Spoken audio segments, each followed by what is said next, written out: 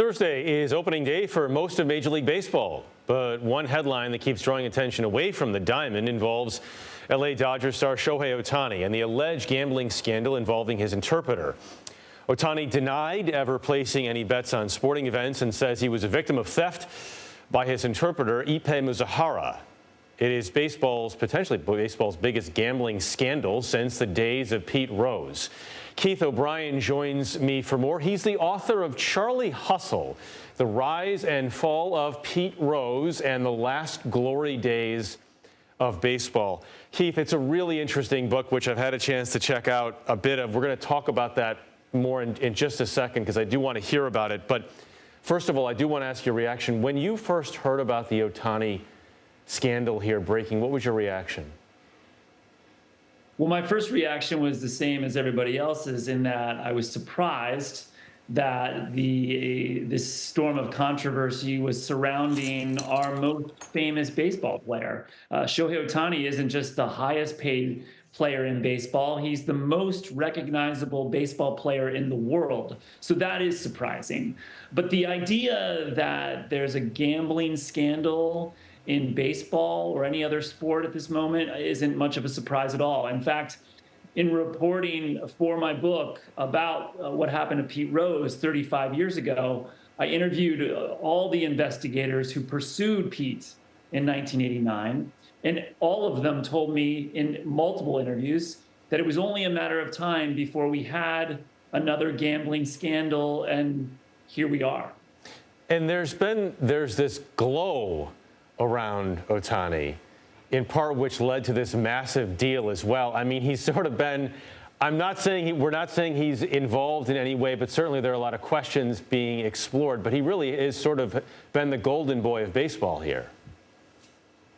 Well, I can tell you for a fact that, Major League Baseball and the Los Angeles Dodgers did not want to be discussing a scandal like this involving its most famous player on the eve of opening day.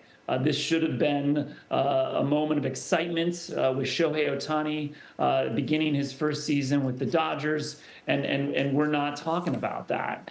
And, while you're right, Shohei has denied any involvement, and there is no allegations at this point that he or his interpreter were wagering on baseball games in the way that Pete Rose was back in 1989. There are many historical parallels here.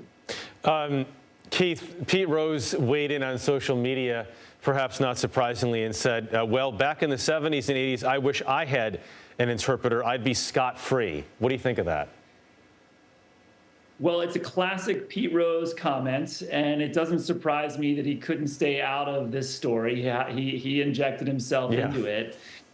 But I will say that while it's a funny comment, it isn't totally accurate. In the 1970s and 80s, Pete Rose wasn't placing his own bets on the game. He was having close friends in his inner circle do that for him. And so, yeah, he didn't have an interpreter, but he had men that were his closest friends who were doing this for him. And, they were essentially doing the same thing that Ippei Mizuhara is alleged to have done now. That's a great point. It's a great point. And there's a reason why Ippei Mizuhara allegedly, would place bets with an alleged illegal bookmaker. Major League Baseball is tracking what happens on the legal apps. There are security systems in place to prevent players and their inner circle folks and employees of teams, which Ippei Mizuhara would have been, from placing bets. You'd have to go to the illegal underworld now to do so. Keith, one of the fascinating things about your book on Pete Rose is the deep dive you do into his childhood, and specifically his father and his father's failed sports ventures himself, and then how much he put on his son. I hope I'm summarizing that the right way. What else can readers expect? Well, this story, I believe, is the Pete Rose story like it's never been told before. I had unprecedented access to him, to men in his inner circle. I interviewed 3 different men who placed his bets on baseball.